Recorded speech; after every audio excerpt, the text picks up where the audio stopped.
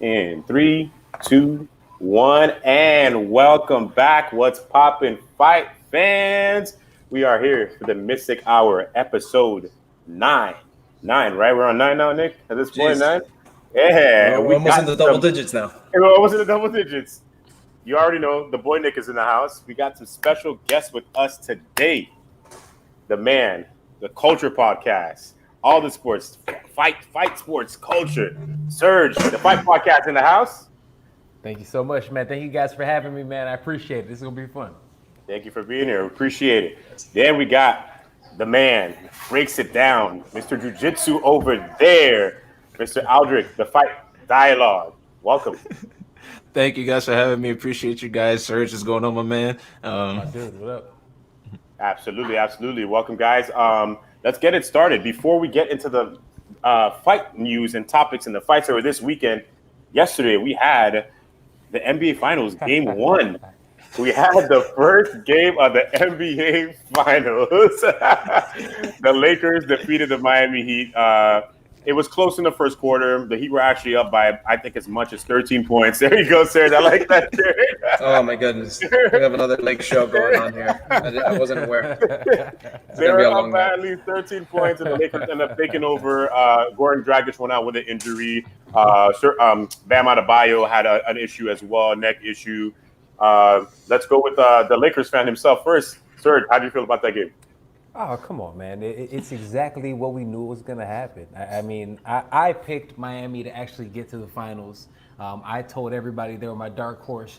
And they're exactly who I thought they were, man. I love them. I'm happy about them. I'm happy that they've gotten there. But look, man, it's not enough, man. It's not enough. The Lakers are and have been the best team in the league from pillar to post. They've played in the best division. They have the two best players in the league. Come on, fam. Like, what do we expect is going to happen? I picked originally a gentleman's sweep because I respect Miami so much. I'm going to keep it with the gentleman's sweep. But, man, I just want to just go ahead and just say it. But I'm not. I have too much respect for your organization, man. I love Miami and what they're doing. Well, the Miami Heat fan himself, Nick, what do you have to say after game 1? You know, I'm not really disappointed with the first loss because every finals that Miami has been in that they lost their first game, they actually went on to win those finals. So I'm not too upset about that.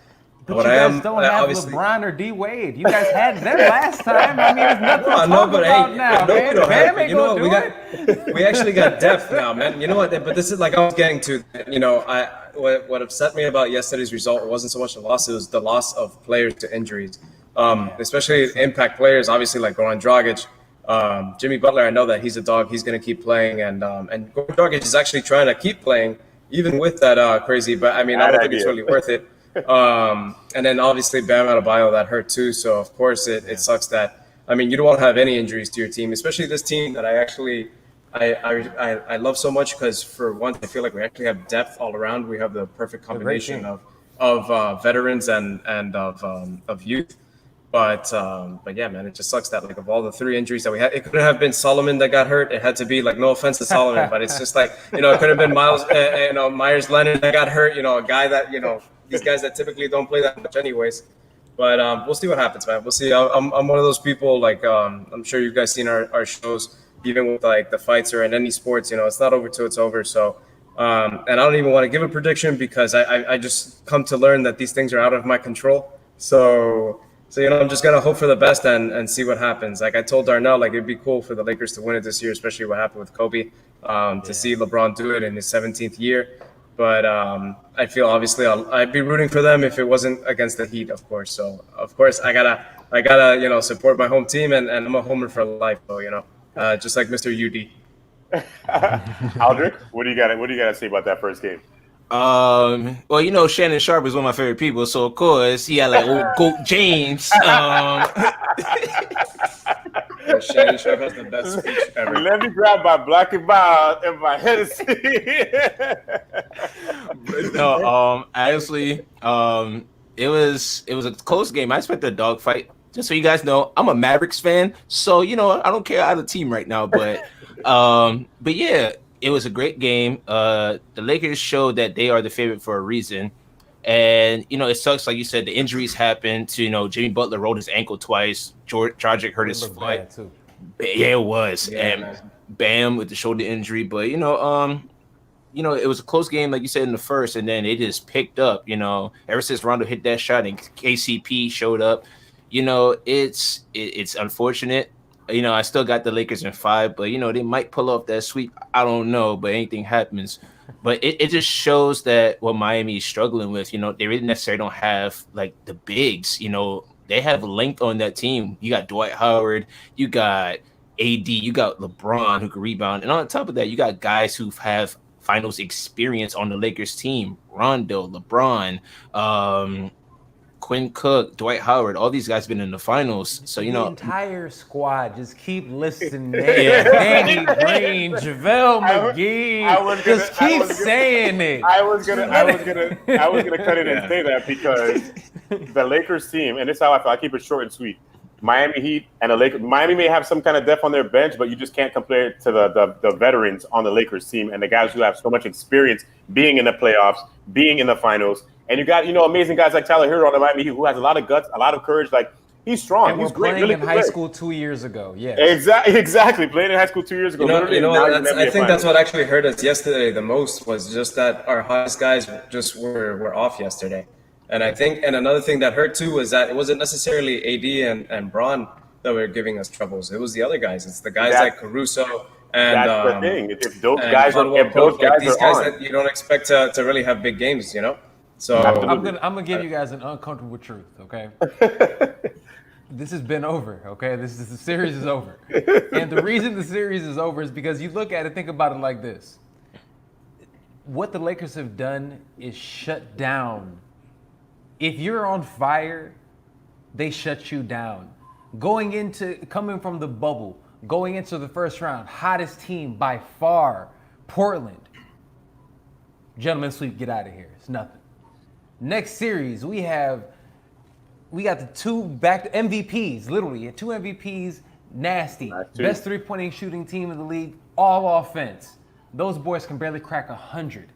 And all of a sudden, we have this next team that is the definition of the David versus the Goliath. They're coming up, whooping everybody's ass. They're the most resilient team. 2 of the hottest players in the league.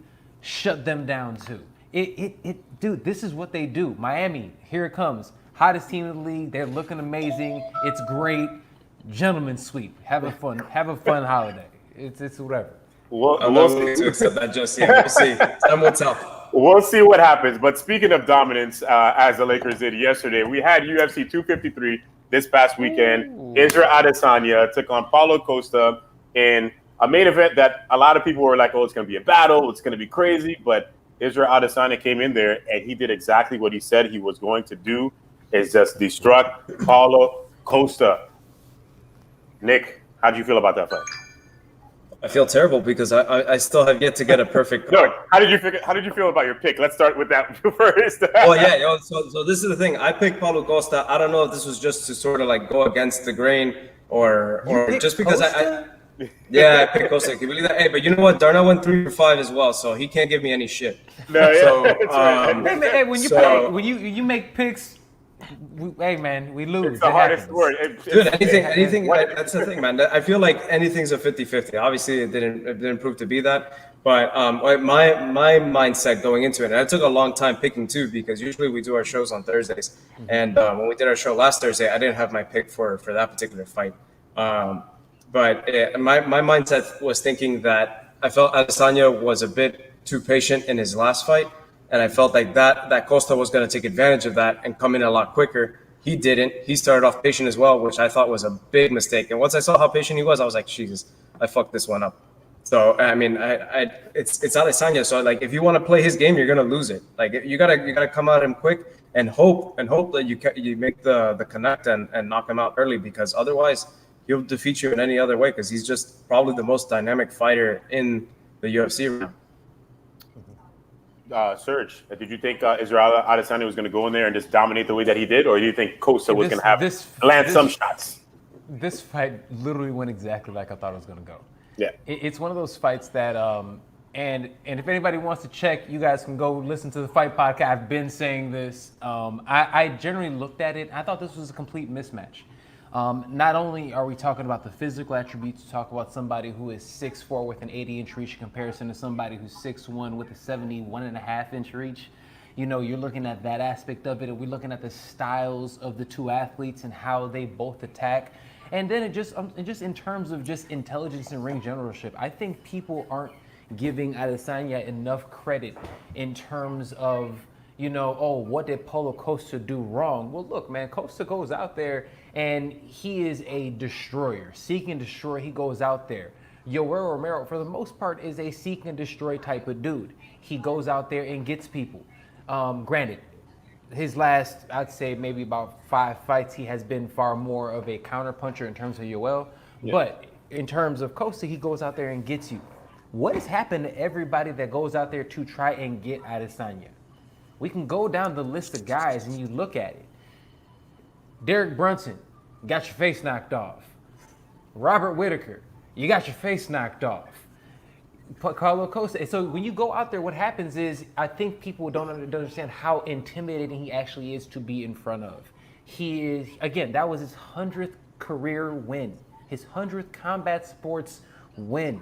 He has been fighting, and he's seen those styles. Paulo Costa could not, in training, replicate Israel the Last Airbender Adesanya. He couldn't do that. Adesanya. But Adesanya. That's right. That shit. I like that. You got to say it the right way. You got to say it the right way. You got to say it, you know, especially on national, or what is it, Nigerian Independence Day today. You got to show right. some I'll be a love. Nigerian Independence Day. You know what I'm saying? But when you look at that and you look at all what he's done in his fights, you cannot replicate Adesanya in the gym. But what you can replicate in the gym is a meathead slugger who just walks forward and throws leg kicks. If we go back and look at his kickboxing matches that he had, that's a poor man's version of Jason Wilness. I mean, that's exactly what that was. You look at it, he's seen this style time and time again. He is way too smart. That fight was over within the first 10 seconds of that fight. He downloaded information that quick, and it was a wrap. Aldrich, how do you feel about the post-fight antics that happened where he humped Paulo Costa 2 times and then walked over to his coach? His coach said, "We're coming for you." And then Israel Adesanya repeated and said, "No, I'm coming on you." How do you feel about Israel Adesanya doing those post-fight? You felt that it was okay since Paulo Costa was talking so much, or maybe it's very unsportsmanlike?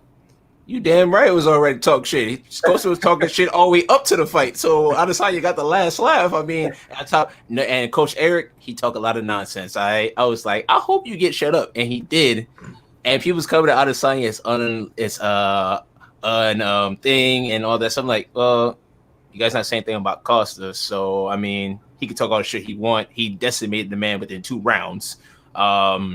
Yeah, I don't mind it. Talk your shit, my man. Oh yeah, and leave us white belts alone, okay? Us white belts represent.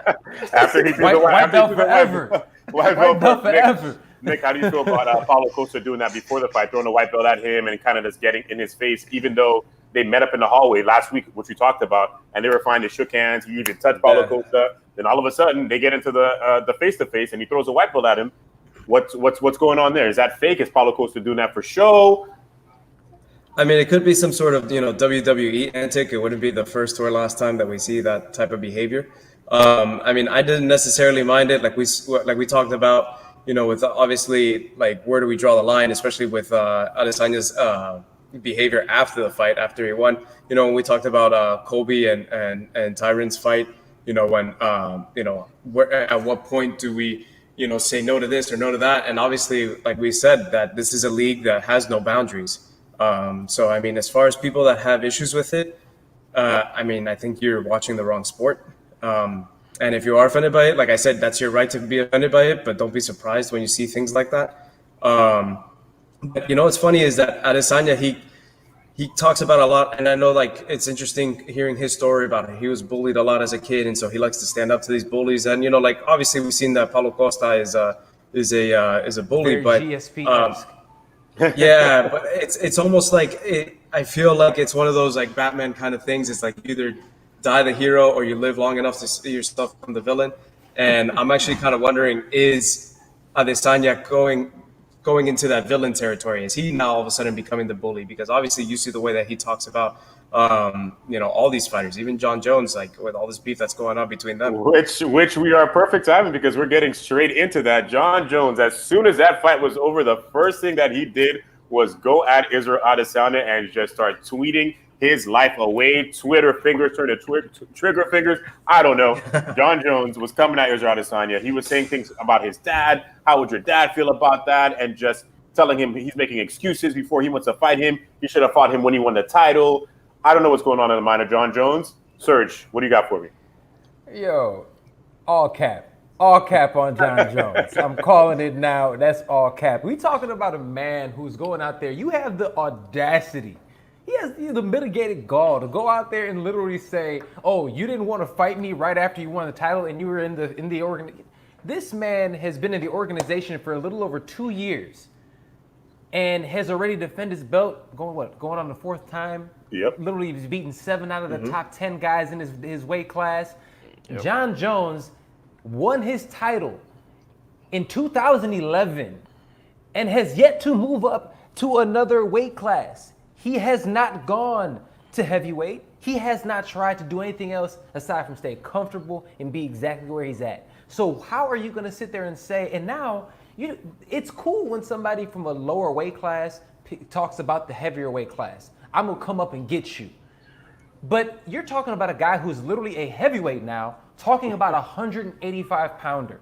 And look how long it took like him. A lame, fam. Look how long it took him to get to heavyweight too. It took him a long time to even get up to heavyweight. It took him a decade of being in the UFC before he finally decided, hey, maybe I'll go in heavy. And then he sits here, literally runs away from Reyes.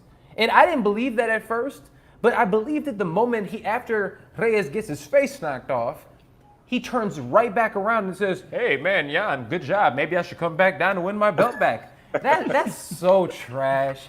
That is so trash that he did it, man. I'm calling all cap on John Jones. He's just trying to keep his name irrelevant because at the end of the day, we're looking at right now the guy who has the ability to be the biggest star that this sport has ever seen. I got a question for everybody. Does Israel Adesanya and John Jones fight each other within the next year? Aldrich, I'll start with you. There's a possibility they will. The thing is, though, what weight class? I could see that fight possibly happening, but I wouldn't be surprised if it doesn't happen. It's not on the lines of Tony and Khabib fight, but I could probably see them fighting. It depends what weight class. Whether he drop back down to 205, or is he just go to light heavyweight, or just go straight to heavyweight? That's the main thing. Nick, I don't think it happens. I think it's all fluff. I as entertaining as it would be, and as people would love to see it, I think that's something that just won't happen. And like Serge was, I'm not really buying into this whole act by John Jones. I think John Jones, like he's already moving up. So now what? He's gonna go back to his old division, or he's gonna go back lower? He's not gonna do that. And I hate to say it because obviously some people think that he's the greatest of all time, respectfully so. But I don't see it happen. Serge.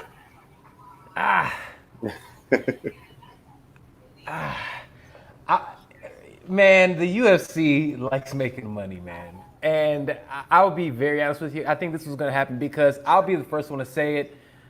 Israel Adesanya is not only the best 185-pound middleweight in the world, he's also the best 205er in the world right now. Yeah. Right now, he's the best 205er in the world. So if he really wants to go up there and walk up there and take Jan's belt, he can do it today. Okay, like let's just keep it a bean, right? That's what it is. So I think that fight is a fight that will eventually happen. I'm looking at probably, if not the end of 2021, where Adesanya not only gets an opportunity to defend his belt 1 or 2 more times at 85, then he's going to go up and win the belt, and then they'll try to set that fight up. So I can see that fight happening at the end of 2021 or the beginning of 2022. I can. I'm going to agree with that. With 2021, probably John Jones is going to do his thing at heavyweight, and he's not. When he goes up, he's not going to be that big of a heavyweight anyways. So for him to have to cut back to 205 won't be a big hard issue for him to do. He's not that big of a guy for that weight class. So he'll cut down. Israel Adesanya might have that belt already at 205 because there's not that many people for him to fight at 185 anyways. So he'll move up by that time. John Jones will be challenging Israel Adesanya. He's going through a Shark Tank, though. I think they're going to give him the credit that he deserves. He's going through a Shark Tank to get there. And John Jones keeps talking about, oh, you're not fighting anybody. You haven't gone through who I've gone through. There's a lot of guys he's fought. Look at when he fought Kevin Gastelum. Look how he looked after that fight. That was a war. Martin Vettori is a monster, and people don't talk about him enough too. So we got to give Israel Adesanya that credit. But I think he'll have that belt next year, and I think John Jones will be challenging Israel Adesanya for the light heavyweight championship next year. But for now, we have a new light heavyweight king, Jan Blachowicz. I made the big mistake, and I changed my pick last minute. I don't know what was going on with me. Why? If you listened to the podcast last week, I talked about the Polish power. I talked about Reyes. His head is probably not there, and he's going to get knocked out. And then for some reason, I'm just like, you know what? Reyes did so well against John Jones. I think he'll squeeze it out and beat Jan. But Jan did his thing. He knocked out Reyes in that second round. He landed that body kick in the first round, which was just holy God. If you watch that fight again for the viewers, it is crazy how he just kicked him to the body and left that mark on him. But we got a new light heavyweight king. How long is he going to be up there? Aldrich, I'll start with you. You know, Jan has proven time and time again, don't count the underdog out because you just never know. I had picked Reyes to win that fight. I saw it going the distance. I ain't see him knocking his ass out in the second round, but I could see him possibly holding on to the belt a little, but I do see this belt changing hands. I don't see him for a while, but I can't count Jan out. You know, shout out to Poland. Y'all partying up there, well deserved. Yeah. Nick, how do you feel about his performance? Oh, I was ecstatic, especially after you called my pick garbage picks. All my picks garbage picks. I was just like, all right, I'm gonna get one of these right. And especially it took me by surprise that you had picked Dominic, because I was just like, dude, we were just talking about how Jan Blachowicz is just basically gonna annihilate him. And those kicks, man, Jesus Christ! When I saw that first kick and immediately it started reading, I was just like, this is not gonna go a distance because he's gonna get a couple more kicks in there. And I didn't think he was going to knock him out that way. I thought it was just going to be TKO, that he wasn't going to be able, that just the doctors were going to call it off. I mean, there was mean kicks. As far as, you know, how long is he going to hold on to it? I think he holds on to it for a little bit. I don't see anybody really right now that's going to take it away from him. I know Teixeira and Rumble are going to be. Oh, that's true. Rumble's coming back. Yeah, but I mean, Rumble's been out for a while, so I don't know. Would he get that fight right away? You think he get that fight right away? 100% he will, especially with the manager that he has in Ali Abdelaziz. You know he gets his fighter championship fights very easily, very fast, and he gets some really good fights. So I think they'll give him somebody top 5 off the bat, and then he'll beat that person because he's knocked out everybody that's not Daniel Cormier or John Jones in that division. So I see him going straight to a top 5 person. But Serge, you think Reyes was still thinking about John Jones the whole entire time? He still was riding that wave that I beat John Jones wave? He was feeling himself. And I had this fight wrong. I thought that he was going to go in there and actually conduct himself as the champion. I thought he was going to have hit that championship rub. I thought he was going to say, you know what, man, this is now my opportunity. This is my weight class. And I'm going to dominate it in such, and watch what I do with Jan. And to Jan's credit, I swear to you, I don't think I've ever picked Jan. I think I pick against him every time. But man, he's tough. He is tough, and he must hit like Thor's hammer. That dude lays thunder when he lands punches.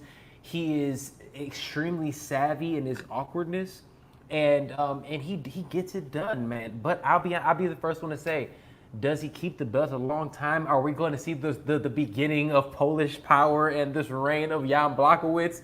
Fuck no, not at all. I think this dude probably loses the fight. I mean, you forget, Thiago Santos knocked him out. Correct. Thiago Santos, if he gets through Glover Teixeira, which I thoroughly believe he will, he's going to go out there and knock him out again. I mean, it's one of those things that I think that title will be exchanged hand in hand, because think about it. You have 2 guys who've held the belt for over 1,000. One guy who's held the belt for 1,800 days. One guy who's held the belt for 1,700 days. That's 1,800 days John Jones, 1,700 days Daniel Cormier. And then aside from that, it's Jan Blachowicz. Those 2 guys are generational talents. Jan is a good fighter. He's a good fighter, and I think that at the end of the day, this is amazing. I'm happy for his story. I think this is an amazing story. He got it. His wife was in the corner. Happy days. This is beautiful. Yep. You'll probably get touched your next fight. So, a question for everybody. We'll go around here. Who does Who does Jan fight next? Who is the number one contender? Is there a number one contender yet? Is there a fight that has to happen first before that happens? It's happening in a couple weeks. It's the fight with Santos and Glover Teixeira. So whoever wins that fight. Yeah, Dana, I think I might be. Hope I'm not making that up. I don't know why I just heard it, but I think the winner of that fight gets it. Or if not, I mean, they're the highest ranked guys, and they probably should get it. Nick? Well, I think somebody that's going to be perhaps, although I don't think he's deserving necessarily right now of a title shot, is Alexander Rakic. I think that would be a nice Eastern European battle right there. But I think whoever gets the win between Glover Teixeira and Thiago Santos would be the one that would be the appropriate fighter to get Jan Blachowicz next. Aldrich? I'll agree as well too, pending how everybody come out, no injuries, anything like that. So but yeah, definitely the winner of that fight should get it. But like Nick said, Alexander Rakic, like that's the guy to look out for too. I'm going to get crazy, guys, and I'm going to say that when Anthony Johnson enters the UFC, he's going to go straight to a title shot, and it's going to be Jan Blachowicz versus Anthony Rumble Johnson. And then Anthony Rumble gets the title. There it is. Book it. Off the top. Book it. But this weekend, we got a really good fight card with the main event being Holly Holm versus Irina Aldana.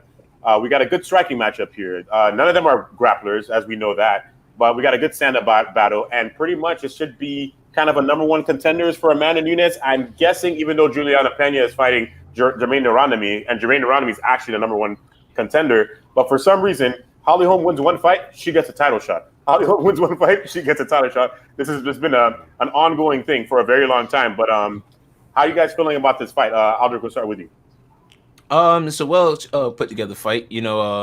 The bantamweight division, Amanda Nunes has another dominant champion, has reigned over that division for some years, and she's pretty much cleared out talent. And you have a rising star in Aldana, who's been making her way there. Her last performance is knocking out Caitlin Vieira with that right hand, and then Holly Holm, who just came off a split decision win against Raquel Pennington. So boring. Yeah, it was. But this is gonna be a good fight. Whoever wins this, convincing enough, should fight Nunes for the title. Holly Holm, this would be title shot number 4 if she wins. 37. 37. Wow, 37. Too many. Yeah. Go ahead, Albert. But yeah, it's gonna be a great strategic battle. I would lean towards maybe Holly Holm more because she does have the experience. Aldana is somebody to look out for. She's dangerous, but I will go on the former champ in this fight. Serge, is Holly Holm going to turn into a grappler against Irina Aldana? Is that going to happen? Is she going to go for the takedown like she did when she fought Megan Anderson? Look, man, Holly Holmes is washed. Holly Holmes has been washed, and at the end of the day, it's like she keeps getting these opportunities. Aldana's going to beat her ass. I really like. I look at this. Holly Holmes is somebody that is something that she has that Tyron Woodley syndrome. She can never let her hands go. Yeah. She sits there and she holds it and she holds it and she holds it, and then she might throw a little teep, but she never lets her hands go. And she always loses to aggressive fighters that are going to come forward who are aggressive strikers. She's about to get touched up once again against another aggressive quality striker. We're not talking about somebody who's just I'm Betch Kohea, good striker, right? No, we're talking about somebody who is a legitimate striker. And think about it, Caitlin Vieira everyone thought was going to get a title shot against Amanda Nunes. She was climbing. And then Aldana went out there and laid the hammers on her. That wasn't even a close fight. So I'm going to be honest with you. I see Aldana going out here and getting another finish. I see this being a second round, probably TKO. Nick, what's going to happen? Aldana going to knock out Holm? Holm going to outpoint her? What's going to happen? I mean, I can see that. I agree with Serge. She tends to be hesitant with her fighting and throwing those hands.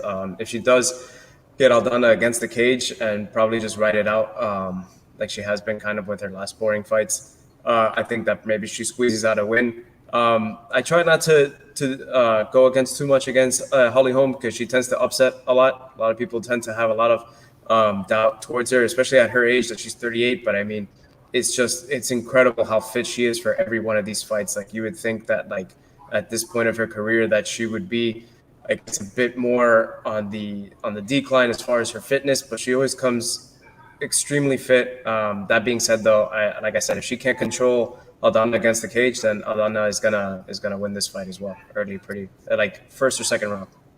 It's very weird. It's very weird to see that I have to think about Holly Holm, the boxer, grappling with Irina Aldana, which is a pretty good boxer herself. She has that Mexican style, that push forward kind of style, and I have to think about Holly Holm sitting there going to try to take her down. I get it's MMA, but Holly Holm, you are a striker. You came into the UFC with throwing those head kicks. You were a boxer for many years. You were a champion. I just don't understand. Yeah, multiple time champion. I don't understand how she's just lost that. I don't know if it's a Greg Jackson thing, which sometimes I think about because they kind of change some people's styles, even though they have the greatest fighter of all time. But that's a different story because he's just a talent. So was Holly Holm when she was boxing. But for the first time, I don't usually say this, and I don't want to say this, but I just hope Holly Holm it's a definite finish, and Aldana knocks her out. And then we see somebody different against Amanda Nunes. And I feel like that'd be a very entertaining fight, and Nunes might have to go on it with the takedowns against Aldana because Aldana's got power, and she's pretty good. She's pretty well-rounded as well because nobody's really taking her down and dominating her. So hopefully we see a different fight there. But we got somebody coming back for the first time in about a year and a half, I believe. Carlos Condit has not fought in a long time, and he hasn't won since he beat Nick Diaz for the interim UFC welterweight champion, and that was in 2015, my guys. It's been a long time. He's taking on Court McGee this weekend. We'll start with you, Serge. Do you think that Carlos Condit finds that magic again, and he gives us one of those natural-born killer, crazy dog fights, bloody, messy fights, or he's lost it? You know what? I think that this was actually great matchmaking. Mm-hmm. This is against a guy that's also past his prime, you'd say, and he was never at the top. If we're talking about prime for prime, who actually was, I mean, obviously, Carlos Condit's prime is way higher than Court McGee's prime, but as of right now, they're probably in a very similar spot skill-wise. So, I mean, I think this is an opportunity for him to have a good fight and maybe have a good win. But aside from that, I mean, is he going to do anything after this? No, we can't. I don't see it. 170 is stacked with guys that have, that have styles that are specifically made to beat his style. Yeah. He's been in way too many wars, man. It's just too much. His body broke down. He was great while he lasted. WEC OG champ. But at the end of the day, man, after this, he might get a win. I'll even maybe favor him in this fight. But nah, aside from this, that's it. Aldrich, the return of the natural-born killer, or no? No return natural born killer. I think he's past that. He like Serge said, he had amazing fights with Nick Diaz, that amazing title fight with Robbie Lawler. Yeah, he's past his prime. I mean, I would favor him in this fight as well too, but do I think we see a glimpse of natural born killer Condit? Nah. I'm gonna have to agree with you guys. He's one another. He looks like he can't pull the trigger either. He's lost pretty fast to Damian Maia. He lost to Damian Maia in a minute.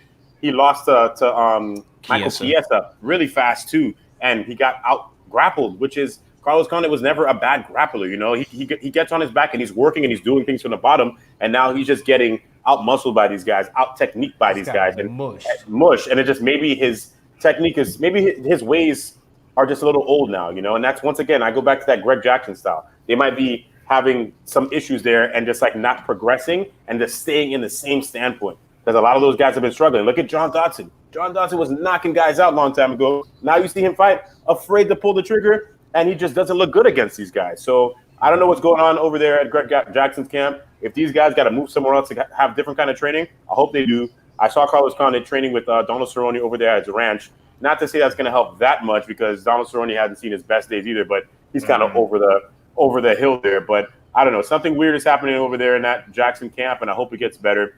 But speaking of somebody, Carlos Condit, his last one was against Nick Diaz. We'll talk about somebody who fought Nick Diaz before, and Conor McGregor has had the most interesting week and a half. He is nonstop, not out of the news, and we just cannot stop seeing things.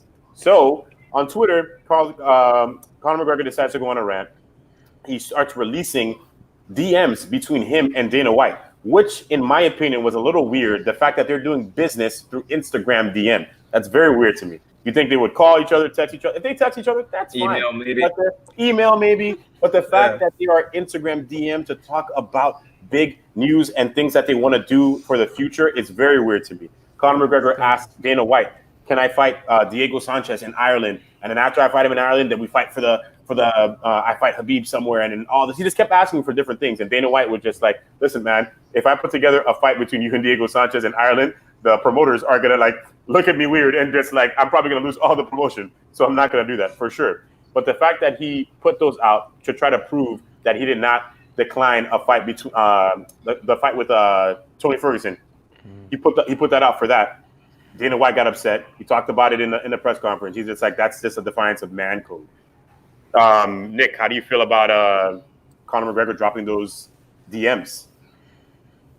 I guess he's trying to make a case to prove that he's not full of shit, that like, hey, this is indeed what happened, and now you can't doubt it. But yeah, I do think it's a bit of shenanigans. You know, I'm not really a fan of people putting their dirty laundry out there. It's not a good look. But then again, can I be surprised? I mean, we're talking about probably the biggest showman that UFC has ever had. He's always going to do something because, you know, for him, he's one of those people that, you know, bad publicity is still publicity. And so, you know, he's going to take whatever attention he can get, even if it comes in a way that, like Dana said, goes against man code or that seems illegitimate. Serge, you think that Conor was really going to fight Tony Ferguson at that time that they proposed it? Like he was going to be that backup? No, not at all, man. That's again, all cap. I'm calling all cap all day. Because Conor McTwitter goes out here and I just trademark that. Trademark that. Yeah, do that. I'm going on a copyright website right now to trademark that. Look, man, I see what he does. He repeats habits, man. Again, he's one of those guys that you look at, and when he's not in the public eye, he acts bad, and then he does something big to get back in the news cycle, and we oblige him every time, man. All cap on McGregor. No, he wasn't going to go ahead and fight Tony Ferguson, because if he was actually going to try to fight somebody like Tony Ferguson, instead of fighting Donald Cerrone, he would have fought Justin Gaethje. Let's just keep it a bean. So you look at things like that, he's picking and choosing. This guy literally threw, and people say, oh, it was just a stay busy fight. That's all he was asking for. It's a stay busy fight. No, man, you literally want to headline a fight with Diego Sanchez. Are you kidding? No, like that's not going to happen. So, I mean, the fact that he's doing this, I think that Conor McGregor is finally figuring out something that a lot of us have known for a long time. Because of his inactivity, he does not have the power that he used to garner with the UFC. He just doesn't anymore. And now he looks like a child, like pouting and crying. This is ridiculous. Aldrich, do you think that Conor McGregor ducked Justin Gaethje for a while because he had the choice to fight him, but he ended up picking Donald Cerrone? So you think he was dodging him? All right, so I'm in between with both. I think he was ducking Justin Gaethje. No, because one thing we have shown of Conor, when he wants to fight somebody, he does want to fight him. Calculated risk. Yeah, he does want to fight somebody. Listen, this man said, I want a risk assessment right there. I want the Diaz brothers. I want this, da. I feel like he ducked Gaethje, possibly, but I think not. Cowboy, he wanted that fight because he's been out for a minute. Probably he wanted the tune-up fight, and actually, he maybe like afterwards, let me fight Justin Gaethje, because we all know facts. He wants that rematch with Khabib again. He knows for a fact he wants that rematch with Khabib again. And another thing I had to say about this, he deserves that rematch with Khabib just about as much as Bohachi and I deserves a rematch with Israel. Yeah, exactly. You know what I'm saying? Let's just keep it a buck. But people, he's like, I need a rematch. Why? We saw it. Yeah, we saw what happened. Yeah, like that's not a fight that I want to see.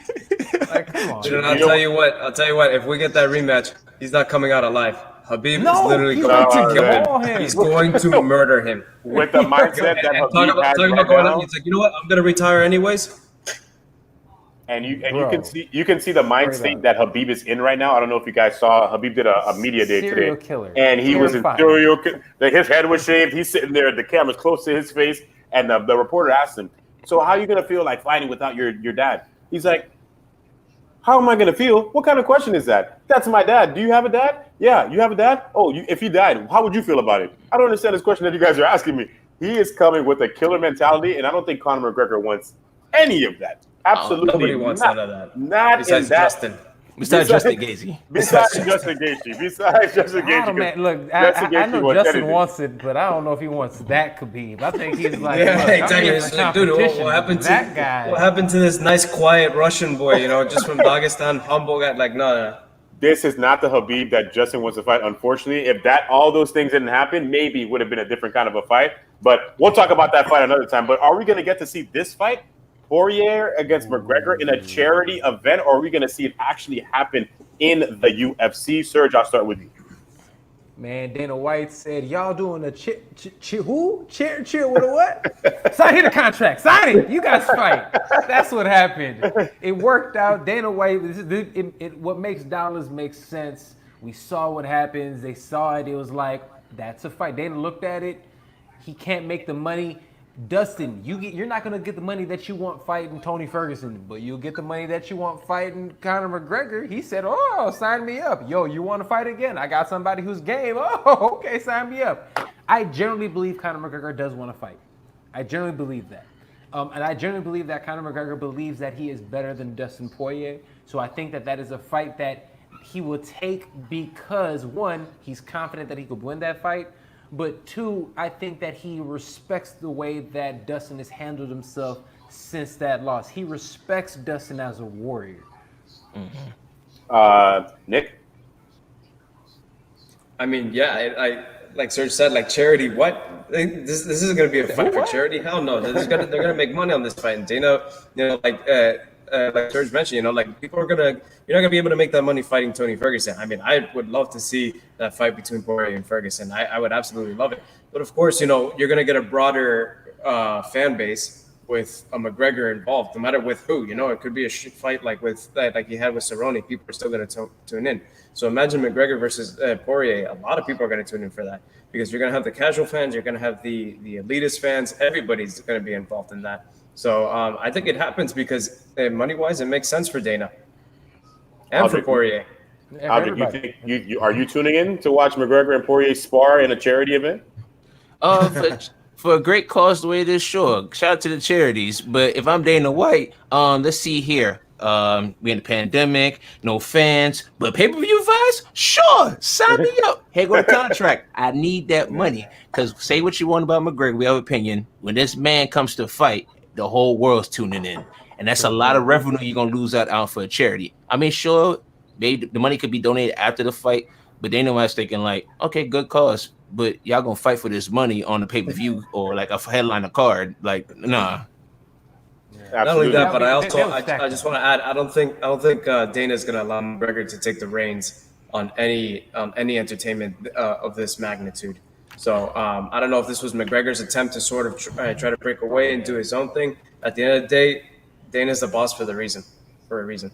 I do not think. I said this earlier in the year. I said this when the pandemic happened, and McGregor's going to fight here, going to fight there. The UFC will not put McGregor in any fight without fans. That's not going to happen. He's not going to fight in front of nobody. That's not, even if he wants to. It just doesn't make sense for business. And at the end of the day, business is everything for the UFC, and we know this. That's how they've always been. That's how they'll always be going forward. There's no way that's going to happen. I don't see Conor McGregor fighting for this year. Maybe next year if things start to open up, fans start to come in. I believe Bellator is holding an event in France, and there's going to be about 5,000 fans there. So things are starting to – it's going on right now. So those things are going to slowly start to happen. So I think 2021 we see McGregor again, but one fight that he said that was going to happen, and he tried to announce this before he announced the charity event, was McGregor versus Manny Pacquiao.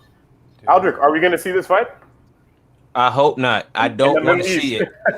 No, I don't want to see it. I applaud you for going to different sports, but no, just no. I don't want to see it. Okay, I don't even want to see Khabib versus Mayweather. Just no, damn it. Serge, do you want to see this fight, McGregor versus Manny Pacquiao? Does it happen? Do you want to see it? Would you watch it? Do I want to see it? No. I hate these type of fights. I mean, I want to see the best in MMA fight the best in MMA, the best in boxing fight the best in boxing. I think these fights are trash. Is it going to happen? Fuck yes, it's going to happen. It's absolutely going to happen. Come on, man. They have the exact same manager. Everything is worked out. They all know it. Dana White's in on it. Everybody understands what's going to happen. And this is a perfect way to go out there and generate money and interest with the UFC. You guys are still going to get, still going to get a cut out of it because let's just, again, keep it a bean. They own the rights to Conor McGregor. Conor can't do nothing without the UFC. As much as he likes to pretend like he can, he can't. So that's the thing about it. They have him tied up legally. There's nothing he can do. So for them, this is a perfect opportunity. We've missed so much money this year. Beautiful. Let him fight Manny Pacquiao. And this gives them leverage because look, this was going to go out there and happen. He's going to go out there. We got stars coming up on deck. We got Adesanya. We got all this stuff coming. We got like John at heavyweight. Stuff is about to crack back here. They know Manny's going to knock him out. Manny is going to destroy the brand. And then when Conor comes back to the bargaining table, they're going to be like, bro, look at your brand. You got knocked out. You got embarrassed by a 43-year-old man. They're going to play that card. Do you think they're not thinking about this? That absolutely going to have that fight happen specifically for him to get torched. Because let's not forget, Manny Pacquiao beat Keith Thurman last year. Keith Thurman. He didn't fight bums. He fought Keith Thurman. That is not a bum. Keith Thurman. So he's going to destroy that man. That's going to be like a 5th round, just destruction. He's going to whoop his ass worse than he whooped Ricky Hatton's ass. So Nick, Ali Abdelaziz, who's the manager of Khabib Nurmagomedov and Kamaru Usman, said on the Smokes podcast the other day that he knows everybody in the Middle East. He has very high connections. He said there's no way that Conor McGregor fights in the Middle East. You think Ali Abdelaziz can stop this from happening? From Conor fighting in the Middle East? From Conor fighting in the Middle East. I don't know, because Dana knows a lot of people apparently in the Middle East as well. So it's all about who has the better connections, you know? It's weird, man. Like we were talking about in our last episode with you know, obviously after Covington's comments and stuff like that, and we mentioned, you know, McGregor's past antics and his comments. I wouldn't be surprised if they wouldn't want him over there. But at the same time, when you make those kind of comments and there's an opportunity for the person that makes those comments to get the shit kicked out of them, I think people are going to line up to see that. So obviously you have a lot of, you know, animosity building up towards that, and hate is a very passionate emotion. So it's possible that it does happen. Whether, like I said, whoever has the better connections is going to be the one at the end of the day to get the fight there. But it doesn't necessarily doesn't have to happen over there. But I wouldn't be surprised if it does either. I think that it's a terrible matchup in a sense of at least Floyd Mayweather is a defensive fighter and he gives you time and he takes his time. Manny Pacquiao is a forward movement. I'm in your face. I am throwing at you. I know Conor McGregor is a counter striker, but he is not as fast as Manny Pacquiao, and he does not have that boxing experience as Manny Pacquiao does. So I think it's a terrible matchup, but 100,000,000% I'm watching that. Of course, I'll be right there watching it. Am I going to pay for it? Probably not. I'll probably get an illegal stream because it's going to be too much money because you know how they roll with boxing. They charge you so much, but I would 100% watch it. I think it will happen, just like Audrey said, they have the same manager. I mean, like Church said, they have the same manager.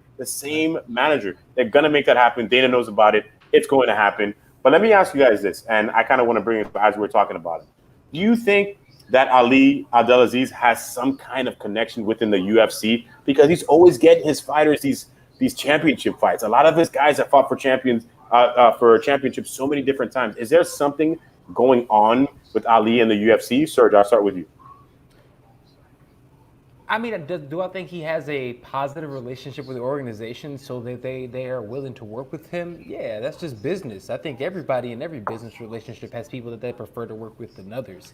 So I don't see it being anything like special. But one thing we got to talk about is how amazing he is at attaining talent. He has a talented stable of fighters. And at the end of the day, if his fighters didn't earn those shots, all of his fighters have earned the positions that they're in. They're not just given to them. Everybody from where we're talking about the guys in Bellator over to the guys in UFC and beyond, all those guys and ladies who won with him, it's not because of any handouts. They're earning that. Nick? I mean, there's got to be, right? But like Serge said, they're earning them. You know, it's not necessarily that, you know, things are just given because of the relationship that's there. I mean, these fighters are obviously working their ways up, and they're deserving of all these opportunities that are coming forth to them. So I know that sometimes you can get, obviously it could be perceived as that it's more who you know and kind of thing like that, but I don't necessarily think that's the case. Aldrich? I'll have to agree as well. I had the pleasure to meet Ali Abdelaziz in person. Not a bad guy. On Twitter, he does what he does. But like they both say, he has a great talent pool. Like he has majority of the top tier UFC fighters under his banister. Cody Garbrandt. You have Gilbert Burns, Usman, Rumble. You got guys who've been champion. You have the huge talent pool under you. So of course, good business and like I said, guys earned it. The guys put in work. You know what I'm saying? So even on the podcast you said, he connected with Usman. Usman said, "Hey, son, Burns." So it's like it's just well rounded. But these guys have earned their shot. But of course, having that good relationship with different organizations, good business is good business. I'm gonna say that I think there's something sketchy going on with UFC and Ali Abdelaziz because Frankie Edgar is one of my favorite fighters ever. But when he got that title shot against Max Holloway, he was not deserving of that title shot at all. I am so sorry. There was other people that he should have fought. But somehow, some way, Frankie Edgar is all of a sudden fighting Max Holloway. I'm on to Ali Abdelaziz. There's no way. And just like I said, you'll see it. When Anthony Johnson goes and he fights for a title off the bat, that's going to prove my point. Some kind of relationship that he has, because the man's been sketchy his whole entire life, if we want to be serious about it. He's been sketchballs and a lot of things that he's done. But he does have an amazing group of talent. He does get this big group of talent. I agree with that wholeheartedly, 100%. He has very good fighters on there, from the Pitbull brothers to Cody Garbrandt.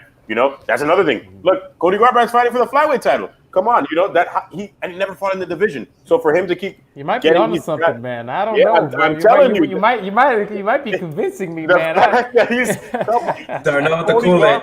Cody Garbrandt, not one time has ever fought in a 125-pound division. He only won one fight now. But they have to keep it interesting at one. Yeah, I get that. That's because true. flyweigh's not the most interesting. I think that's where it's coming from. It's not the most interesting division, but who are they going to put him in there against? Kai Kara France or something? Yeah, maybe Brandon Roval, who looked great over this past weekend. That's another guy. Who picked him? Who picked him? You did. You did. Listen, I apologize for sharing your picture tracks. But anyways, guys, I appreciate everybody for being here today. This was amazing. We're definitely going to do this again. You guys, go ahead. Aldrich, start with you. We'll go around. Let them know where to find you at. Oh, guys. Wait. Before we do that, I'm so sorry, guys. I apologize. We got game 2 tomorrow. We got to drop predictions right now. We got the NBA Finals game 2 tomorrow. I want a prediction and I want a score. Aldrich, we'll start with you. I'm going with the Lakers, and I'm predicting a blowout. I'm not sure what the score is going to be. I say like 100 and something to maybe like 70, 80 something. All right, Lakers with a blowout. All right, Nick, what do you got? No prediction. I already said this is out of my hands. There's injuries involved, but you know what? I want to shine a little light, and actually LeBron touched upon this before the series a little bit. Don't underestimate. I know that our players are hurt, and I know that we might not have the best lineup tomorrow, but don't sleep on Eric Spoelstra. A lot of people do that. A lot of people think that he's gotten to where he was because of Braun and Bosch and Wade combination. He is a good coach, and if you don't believe me, just ask the Bucks, ask the Celtics, and the Pacers. Obviously, they don't matter, but ask those two teams and ask the East, and I think that they'd agree. All right, Lakers man himself, Serge, what you got? Look, man, I'm a Bulls guy. I just gotta let you guys know I'm from Chicago, okay? Oh my God! But my apologies. This is my other man. Look, we're not even gonna get into it, but I'll say this. In terms of that, I think it really depends. Oh, and in terms of Eric Spoelstra, I think Spoelstra is going to go down in history as like one of the top 5 greatest coaches of all time. I think dude is incredible at what he does. Agreed. I think he's an amazing coach that I don't think doesn't get nearly enough credit as he deserves. But in terms of the series, as great as he is, this, like you said, I think this just hinges on injuries. And at the end of the day, if Bam is hurt, if Dragic is out, I mean, 118-96. Lakers are gonna blow them out. I mean, if this is bad. This is bad. If those guys don't, I mean, because think about it. Who do they have to play? They have nobody to rebound. If Bam's not there, nobody to rebound and nobody to guard AD. What? Oh, they got Maple Dick Olenek in the bench. He's gonna be hot tonight. You guys, we still haven't gotten the Olenek game. All right, Olenek game in Game 2 against Milwaukee. It might just be this one too. I'm not gonna obviously put it out there. I want to jinx anything. This is the game they win. This is the game they win. If they have a game to win, this is it. Well, this is a must win. This is a must win for sure. If they do not win this game, it's either going to be a sweep or it's going to be a 4-1.